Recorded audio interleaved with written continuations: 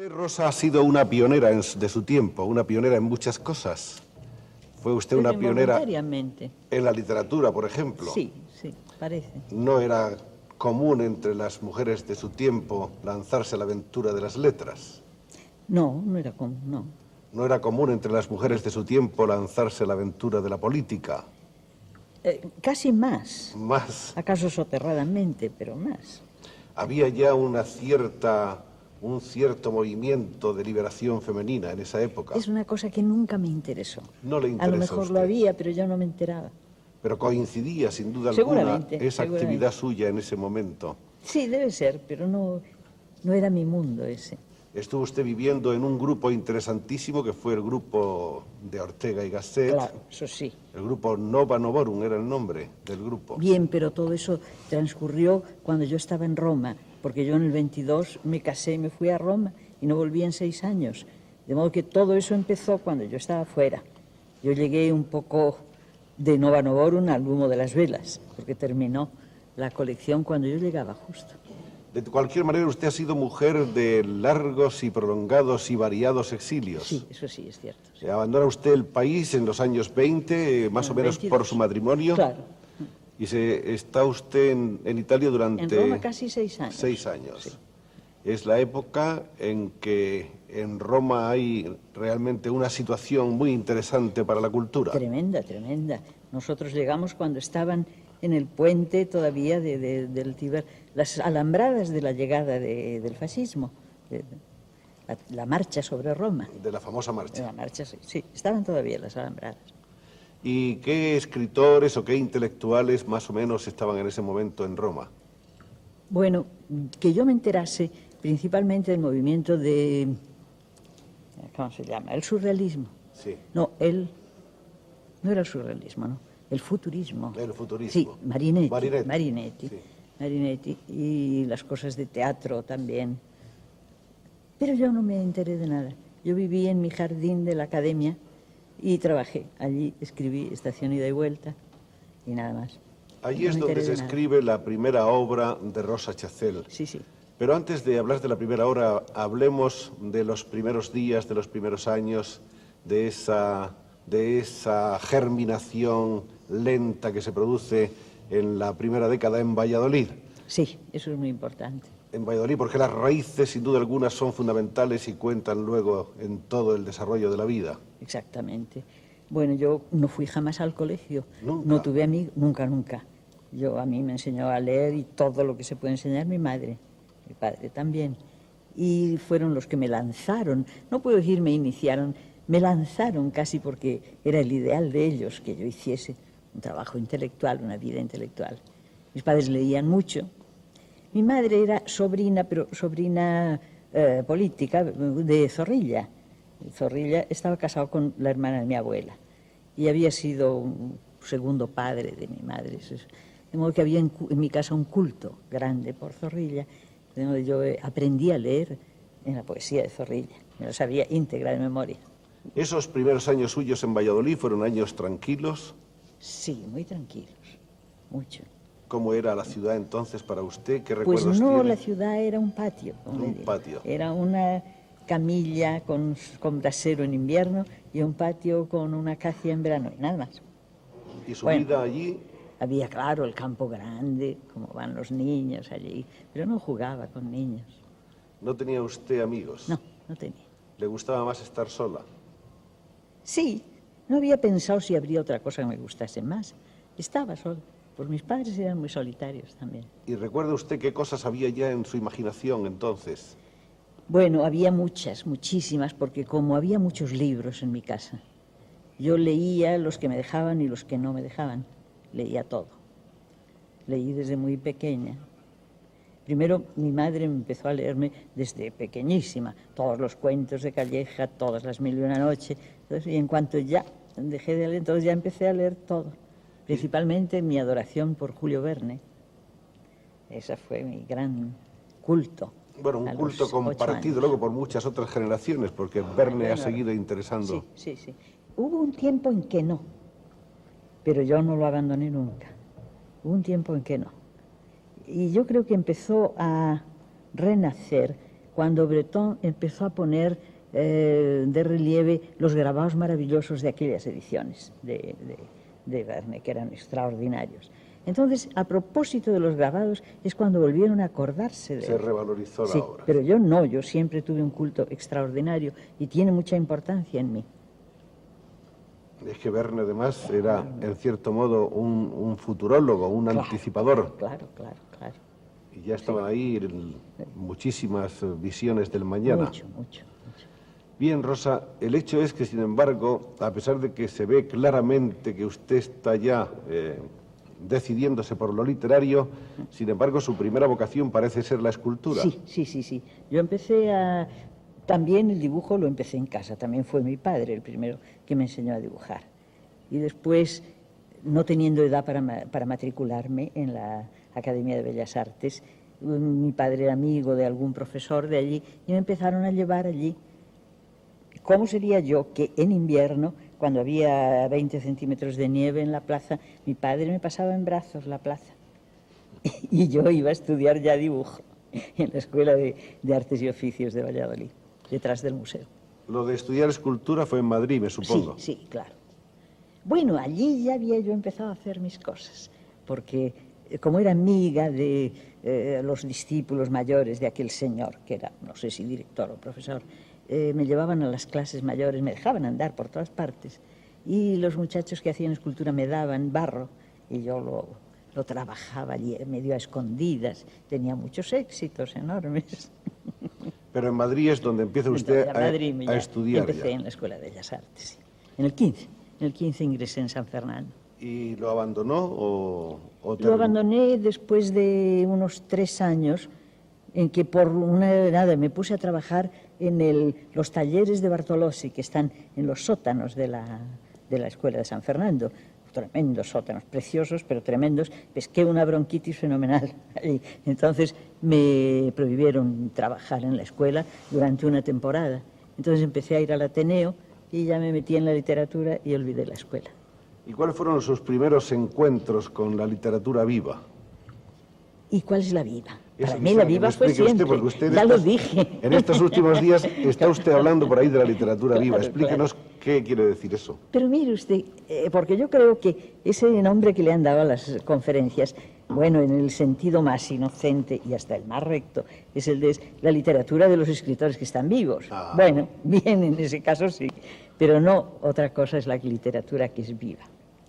La literatura que es viva es que corresponde a la vida del autor, ¿verdad? Es decir, una literatura amasada, hecha con vivencias, y luego que sea capaz de agarrar al lector en sus vivencias también y llevarle aquello a un fondo de vida, no de... Esa vida, esa palpitación de vivencias, de experiencias, está en toda su obra. Sí, eso creo. Creo que no he tenido otra cosa, porque mi cultura es muy escasa, ¿verdad? Yo soy absolutamente autodidacta. Donde, por otra parte, usted está más o menos en el mismo mundo novelístico, podríamos decirlo, porque creo que lo ha señalado usted alguna vez, que su ilustre paisano Miguel Delibes. Bueno, no, precisamente como forma somos muy diferentes. No como forma, sino en cuanto... Yo eso que hemos llamado la novela personal, que lo digo porque Delibes lo ha definido de un modo precioso, más sencillo que yo, pues yo nunca soy sencilla, en general soy enrevesada. Y Delibes dijo, mis elementos son, mis materiales de trabajo son un hombre, un amor, un paisaje. Entonces yo dije, caramba, pues yo también, eso es. Pero yo no lo había formulado así.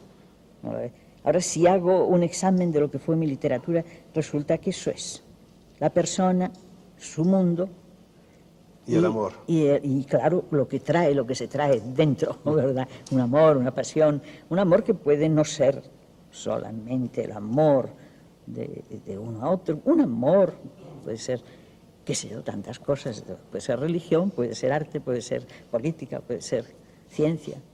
Usted ha vivido muchísimos años en América y prácticamente tiene usted su casa más bien en Brasil. En Brasil, hace 36 años. ¿En qué lugar? ¿En Río? En Río. En Río. Copacabana. Qué bien, vive usted en uno de los lugares más codiciados por la gente del mundo y por el gran turismo. Sí, eso es. A pesar de lo cual usted se escapa todos los años de Río y de Copacabana. A mí me aburre mucho aquello. reconozco que es bonito y muy cómodo, es deliciosa la vida allí, pero aburrida más bien. Usted prefiere la Argentina, por lo que veo. Bueno, me entiendo bien, me entiendo con los argentinos, me fue muy bien en la Argentina. Yo en la Argentina era considerada una escritora argentina, enteramente. ¿Usted se ha sentido siempre española? ¿Usted ha llevado siempre España a cuestas? Siempre, siempre, siempre. Y a pesar de tantos años fuera, ¿usted al volver no ha notado que había un eslabón roto? No. ¿Se ha reencontrado enseguida con la sustancia, con la...? Sí, claro, como si no hubiera faltado ni un solo día. ¡Qué Me he maravilla! encontrado con el mismo furor contra los españoles que tenía hace 40 años, con el mismo. ¿Usted no quiere a los españoles? Bueno, si no me puedo separar de ellos, algo les querré, ¿verdad? O sea que les quiere usted, pero por eso mismo, Claro, por claro. eso mismo no le gustan algunas Claro, cosas claro, que no son comunes. claro, claro. Y a mí principalmente. ¿Qué es lo que no le gusta? Tengo que decir lo que decía Baudelaire, que yo estudio el mal en mi propio corazón. Bueno, pues yo puedo decir lo mismo de los españoles. Yo encuentro todos los defectos de los españoles, que son infinitos, los encuentro en mí, eso es lo grave. ¿Y qué podemos hacer? Nada. Nada. Resignarnos. No, resignarnos no. Combatirnos con nosotros mismos. Los defectos se pueden limar. Hay un ideal de perfección Sí. gradual, sí, ¿no? Sí, sí, claro. Sí. Rosa, vamos a hablar un poco de su obra. La Diga primera de sus novelas es Estación Ida y Vuelta, Sí, que es eso esta es. que tenemos aquí Esta, justamente en este trío que hemos seleccionado. Estación Ida y Vuelta es la obra que escribe usted en esos años de recién casada en Invierno Roma. del 25 al 26. Del 25 al 26. ¿Qué es Estación Ida y En Roma. Vuelta? ¿Es una narración introspectiva? Sí, eso siempre. Es una suposición de el gran amor perfecto en la vida, ese amor definitivo, serio y tal, que siempre está amenazado por las debilidades del ser humano, ¿verdad? Y esas debilidades pueden arrancar a un individuo de aquel gran amor que es su base y que es la verdad, arrancarle, pero no le arrancan del todo, vuelve a lo que es verdadero. Con esta obra usted consigue muchas cosas. La cosa más importante desde un punto de vista histórico es que Ortega y Gasset la lea y la encuentre digna de ser publicada por Revista de Occidente. Sí, eso sí. Eso Sí, es yo la importantísimo. escribí cuando yo se la mandé a Ortega, yo no tenía la menor idea de Ortega, no le conocía. Y estuvo medio perdida porque hubo un cambio qué sé yo, el despacho de Ortega cambió cuando estaba la revista allí en la Gran Vía, ¿verdad? Y estuvo mucho tiempo. Entonces yo le dije a Manuel Abril, que era muy amigo nuestro, que no me contestaban. Y él, como iba continuamente a la revista, le dijo: Ortega, ¿usted ha recibido esta novela? No. Entonces Manuel Abril le dijo: bueno, yo no la conozco, pero conozco a la autora y tan mala como para no contestar no puede ser. Entonces Ortega hizo buscar el libro, lo leyó y me escribió de su propia mano diciendo que le había gustado mucho y que desde ese momento era colaboradora de la revista. Más tarde le trató usted. Sí, sí, después mucho. Sí. ¿Qué piensa Yo usted de nunca- Ortega? Ah, yo le adoraba. Era magnífico, un hombre extraordinario. Aparte de que como filósofo y como persona era un hombre estupendo, tan cordial, tan difícil, un carácter endiablado, por supuesto, pero encantador. Quizá una de las cosas que más sorprenden de la personalidad literaria de usted en este país es que usted ha cultivado, por decirlo así, caminos que no son usuales dentro de la literatura española. Bueno, eso sí, eso en esta conferencia que di el otro día, creo que conseguí definirlo con pocas palabras bastante justo. Yo dije que procuré perfeccionar la máquina para que diera un mejor producto. Bueno, pues eso es lo que yo traté de hacer. Perfeccionar la máquina para que diera un mejor producto. Mejor producto, Y sí. usted lo hizo además desde unas vertientes inéditas aquí, que eran ensayando la introspección, el análisis. Sí, yo en ese momento, creo que también lo dije el otro día, yo no había leído a Proust en ese tiempo. No. Había leído, es curioso, yo había leído, antes de irme a Roma, el primer tomo de la traducción de Freud que hubo aquí, pero nada más el primer tomo. De modo que ya había entrado un poco en el camino del psicoanálisis freudiano de aquel momento, que era el auge. Y después, literariamente, la gran influencia, el gran descubrimiento para mí fue el retrato del artista adolescente de James Joyce, porque Joyce para mí fue fundamental. Y creo que es la influencia que no he perdido todavía. Este libro que estoy haciendo ahora es absolutamente joyceano. Muy bien. Libro número 2, A la orilla de un pozo. Ah, A la orilla de un pozo. Este también tiene su historia. Es un libro, son 30 sonetos. Y eso tuvo origen en una, no discusión, pero conversación con Alberti. Alberti, que tuvo siempre una pasión por la poesía de gran forma clásica. Y hablábamos de esto. Alberti me decía, qué lástima que hoy día la poesía hace estos ritmos más o menos rotos y hemos abandonado la gran poesía clásica. Entonces yo le dije, sí, tienes razón, yo siento lo mismo. ¿Por qué no intentamos hacer una poesía que sea absolutamente surrealista, disparatada como idea, pero dentro de una forma estrictamente clásica? Y empezamos a hacer esto, y yo creo que le hice a él un soneto, el primero, y después empecé a hacer unos sonetos que eran cartas a amigos, con temas absolutamente disparatados, ¿verdad?, pero de una corrección extrema. Hice esos 30 que se publicaron el mes de mayo del 36, figúrese usted. De modo que ese libro no tuvo...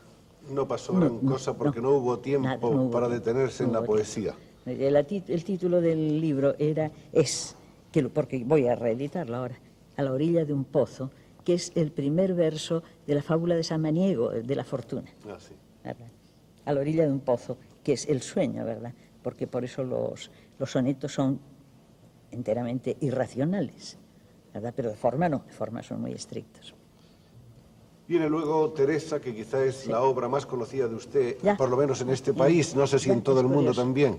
No creo. No. Aquí sí, sin duda. Aquí sí, ya lo sé. Aquí se la conoció a usted Sí. por Teresa, Claro, que es una novela que ha interesado siempre muchísimo. ya. Claro, por el tema principal. Bueno, Teresa debía corresponder, pero con contrato firmado, a Calpe, ¿verdad? Porque fue de aquella colección que inventó Ortega, que se llamaba Vidas extraordinarias del siglo XIX. Y él las asignó a cada uno de los colaboradores de la revista.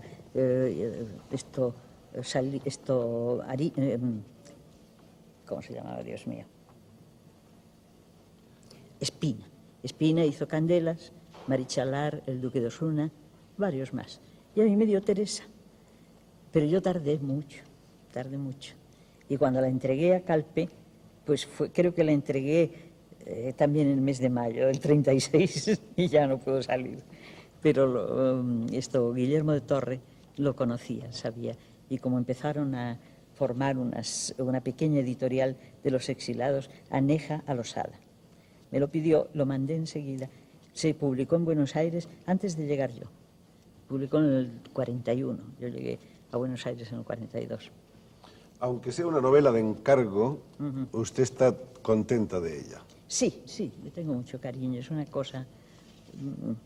Está hecha, yo he tomado como guión el canto a Teresa, porque encontrar cosas sobre su vida realmente fue muy difícil. Como terminó tan mal, pues los descendientes no han querido hablar de ella, ¿verdad?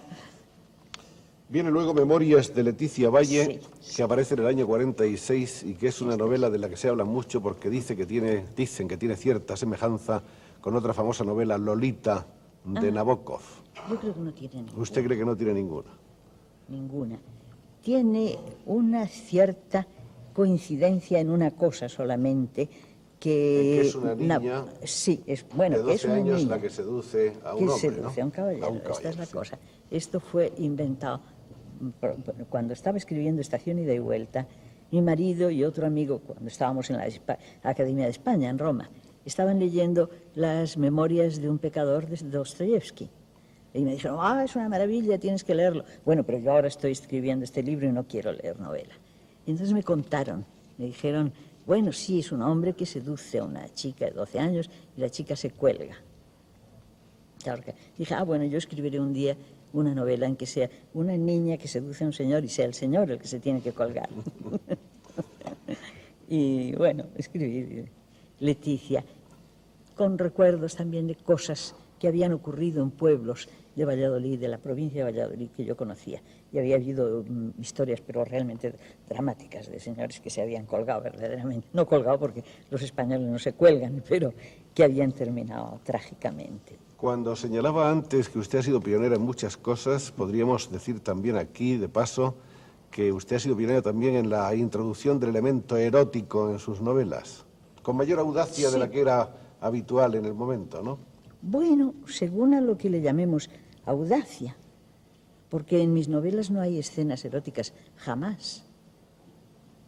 Hay dramas eróticos, sí, eso sí, todos, en todas mis novelas, claro. Pero no son realmente lo que hoy día se llama literatura erótica. Lo que ocurre es que hay una cierta confusión en cuanto a esos términos se refiere. Ahora Sí. se está discutiendo mucho la diferencia que hay entre erotismo y pornografía, que Sí. parece que está muy clara, pero que las fronteras son como muy ambiguas, muy confusas. No, yo creo que pueden estar claras. Depende, claro, del sentido que le demos. Pornografía es fácil de saber lo que es. Ahora, erotismo ya es más difícil de clasificar porque, claro, erótico es lo más que usted quiera, lo más elevado en el terreno del amor. Puede ser. Y siempre es que realmente que pueda quedar dentro del terreno del amor. Lo menos elevado también es erótico, ¿verdad? No, que eros es una cosa de una dimensión incalculable. Podríamos quizá pensar que lo erótico es aquello que más o menos está presentado dentro de los cánones del buen gusto y de la belleza estética, y que en cambio pornográfico es todo lo contrario. Bueno, hasta cierto punto, porque en lo erótico puede haber cosas muy feas y muy violentas, siempre que sean eróticas, siempre que estén animadas de un verdadero eros, es decir, de un verdadero amor, quitándole a esta palabra casi todo el sentido sentimental, casi todo, no todo, pero casi todo, podríamos decir, como fuerza de la naturaleza. Dejemos a Leticia Valle y vayamos a la obra siguiente, que se titula Sobre el Piélago. Bueno, Sobre el Piélago es una recolección, son cuentos, son 10 cuentos. Y esos cuentos son cuentos fantásticos, casi todos. Sí. La Sinrazón. Oh, La Sinrazón es un novelón enorme, ¿verdad? Bueno, mire usted, Estación y de Vuelta es, como dijo Unamuno, que hablaba de los escritores ovíparos y vivíparos, ¿verdad? Y él hablaba de eso, lo que es el embrión. Bueno, Estación y de Vuelta es el embrión de La Sinrazón, ¿verdad? De modo que La Sinrazón es lo mismo. Es un hombre que tiene un amor fundamental, extraordinario, pero de pronto cae en otro amor, que en cierto modo es amor también, pero aquel amor, bueno, pasa. No pasa, ¿verdad? Pero no tiene más que una cierta... se le concede un pequeño espacio de tiempo y vuelve a su base. Ahora, allí está además complicado con un problema religioso en La Sinrazón. Luego viene Ofrenda a una Virgen Loca. Bueno, eso es un cuento más, pero que se publicó en México, en 2 meses que pasé yo en México, y allí los estudiantes de la Universidad Veracruzana me hicieron un tomito de 4 o 5 cuentos con ese título, que es el de uno de ellos, que están luego reunidos cuando se han publicado aquí en Barcelona, todos dentro. Hay después 2 libros de ensayos denominados La Confesión y Saturnal. Sí, sí. Después un libro en el que usted reúne una serie de cuentos. ¿Qué es? Bueno, esto es lo que le digo. Ahí está Sobre el Piélago, Ofrenda a una Virgen Loca y todos esos. Y el último, del que hemos hablado antes, Desde el Amanecer, Sí. donde empieza usted, por decirlo así, una obra importante que va a tener, me imagino, continuación. Pues sí y no. Veamos. Porque esto es la autobiografía de mis primeros 10 años. Pero es una autobiografía sin nada de literatura, podríamos decir, que es historia rigurosa. Lo que pasa es que es la historia mía hasta los 10 años, y a los 10 años yo llegué al Barrio de Maravillas, que es el título que va a llevar el otro libro, ¿verdad? El que va a salir ahora. Eso es, el que va a salir ahora. Yo allí no viví más que 3 años, pero fueron 3 años muy intensos, y tengo un cariño enorme por aquel barrio, la casa donde se cruzan las dos calles, San Vicente y San Andrés, es el personaje principal de la novela.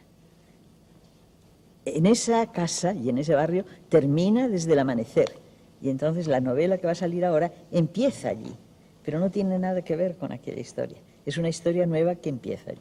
Y ya aquí los personajes se multiplican. Se multiplican, son muchos, Ya muchos. es un friso, y ya son es... más o menos unos reales, otros medio reales. Otros inventados. Otros inventados, totalmente. Creo que esa va a ser, en cierto modo, la primera parte de una trilogía que va a llegar hasta nuestro tiempo. Exactamente, eso es. Porque cuando usted llega al barrio de Maravillas es más o menos por el año... 8. El año 1908. Claro, fue cuando se celebró el centenario de la independencia. Hubo aquella fiesta enorme en la plaza del 2 de mayo, yo vivía allí al lado, y yo acababa de llegar allí. Cubre, por lo tanto, barrio de Maravillas hasta el 14, la guerra del 14. Hasta la guerra del 14. Esto es. Y vendrá luego Escuela de Platón. Escuela de Platón, que empieza en el 14 y termina al empezar nuestra guerra. Libro que tiene usted ya más o menos bastante maduro, creo. Ya tengo entregada la mitad, me falta terminar. Trabaja usted mucho, ¿eh? Sí, muchísimo. ¿Es usted mujer que trabaja todos los días o solo Todos.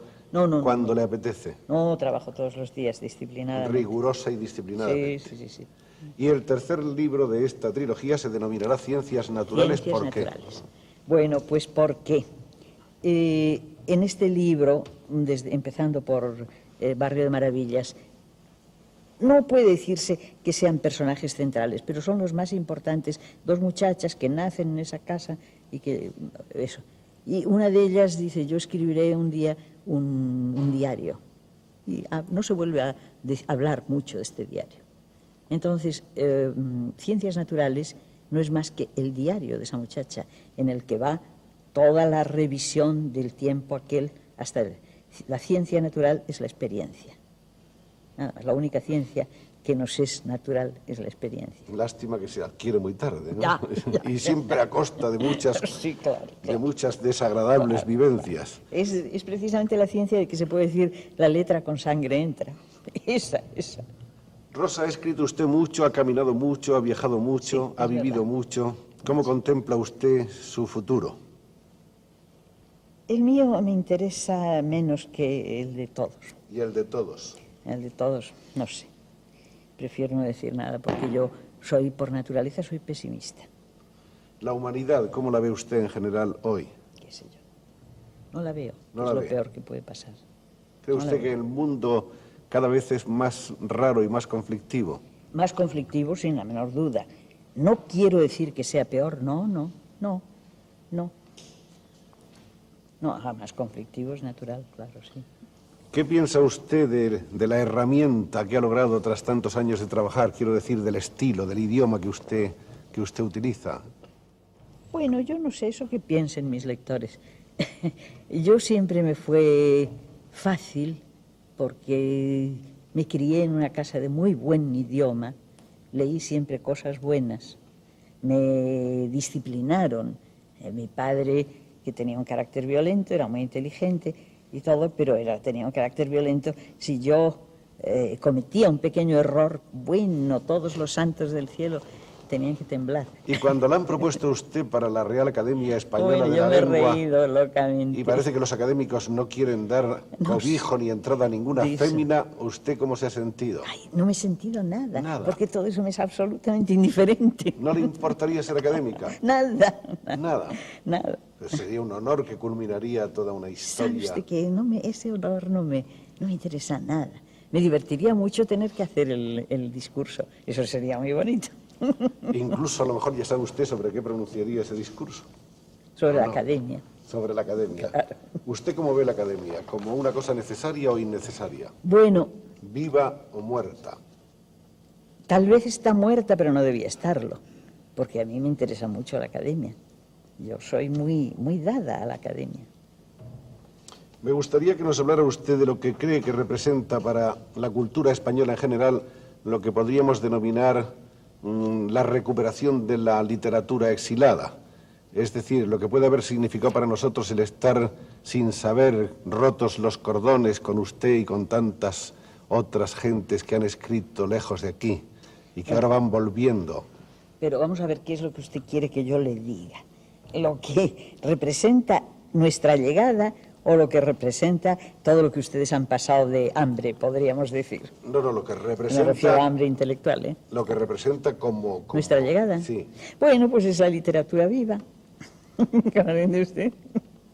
¿Cree usted que es un reencuentro igual Sí. que el que usted tuvo con Sí, su tierra, claro, claro. como si no hubiera pasado nada? Claro, eso es lo que creo. Se Exactamente. reanuda, Se reanuda. decíamos ayer, Sí, exactamente. y a Ya lo he seguir, dicho yo, aquí en este prólogo de Teresa está eso, esa misma frase. y a porque seguir eso es escribiendo a seguir. sobre la tierra de siempre. Hay una polémica que es viva en estos momentos, aunque ya hace tiempo que se está tratando el tema, que es la del boom hispanoamericano o Ya, latinoamericano. ya. Usted sabe que hay una efervescencia de grandes escritores hispanoamericanos, usted conoce perfectamente a todos ellos. Sí, me gustan poco, ¿No le gustan? muy poco. Me gusta, bueno, porque, por ejemplo, claro, Borges queda fuera de eso, porque ya es de mi generación. Y claro, es muy grande, por supuesto. Y de los otros, de las otras generaciones, el único que me interesa es Cortázar, los otros muy poco. ¿Y por qué Cortázar más que los otros? Ah, bueno, porque tiene muchísima más calidad, muy superior, muy superior. Bueno, Vargas Llosa, me gustan los ensayos, es muy extraño la diferencia grande que hay. Yo he leído ensayos, el que tiene sobre Flaubert, es buenísimo y eso, está muy bien. Y luego las novelas no. Las novelas son para mí una cosa muy inferior. Miguel Ángel Asturias Ah, no, de eso no Eso se es otra habla. cosa. De eso no se habla. y Gabriel García Márquez. Bueno, ese es del boom, Ese pero es a del mí boom. personalmente no me gusta. ¿Y usted desde lejos ha seguido más o menos las andanzas de la novela española en estos tiempos? Nada. ¿Y no conoce nada. usted a nuestros Nada. escritores? Muy poco. La única, a veces llegaban al Brasil y eso, cosas así. A Buenos Aires llegaban esas cosas. La única cosa que me llegó y me impresionó fue el jarama de Ferlosio. O sea, entonces sí, eso me pareció una cosa extraordinaria. Pero todo lo demás, las pocas cosas que leí no me hicieron una impresión especial. ¿Cuál piensa usted que es la obra en la que está más claramente explicada Rosa Chacel? No sé, porque es que no encuentro diferencia ninguna entre... A mí me parece que es una sola obra. Entonces, para entender a Rosa Chacel hay que leerse toda Claro, la obra claro, de Rosa eso Chacel. creo. Y así todo, pues que no sea fácil de entender. Siendo muy sencillo, pues ya ve usted que mi lenguaje, mi idioma es facilísimo, es sencillísimo. Pero... El sí. lenguaje y el idioma son claros, correctos, sencillos, Sí. pero lo que hay es luego un trabajo de elaboración a veces complicado. Sí, eso sí. Podría decir que toda mi obra es autobiográfica. Toda. Y por otra parte, toda su obra es una obra de inteligencia, no Bueno. solo de sensibilidad. Sí, claro. Claro, yo creo que dije el otro día también, yo a eso que usted le llama inteligencia ahora, en este momento, y acertadamente, casi le llamo oficio, porque yo tengo muchos restos de haber sido artista plástico, ¿verdad? Y lo que significa oficio tiene mucha importancia para mí. El haber sido escultora Sí, le ha dejado a usted una formación Sí. que le ha sido útil a la hora de escribir. Mucho. Una idea de las proporciones De la materia. de la materia. Sí, la materia. Qué materia más hermosa esa materia en la que usted trabaja. Sí, es verdad. Es feliz cuando trabaja en ella. Mucho, sí. No hubiera podido ser más feliz esculpiendo. No, porque, claro, hay mucha más, es ilimitada la posibilidad. Y sobre todo hoy día que la escultura está en esa crisis que probablemente hay quien la encuentra muy bien y yo no entro por ahí, ¿verdad? Muy bien, muchas gracias a Rosa Chacel, una escritora española casi siempre ausente de España, pero siempre escribiendo con España en el corazón.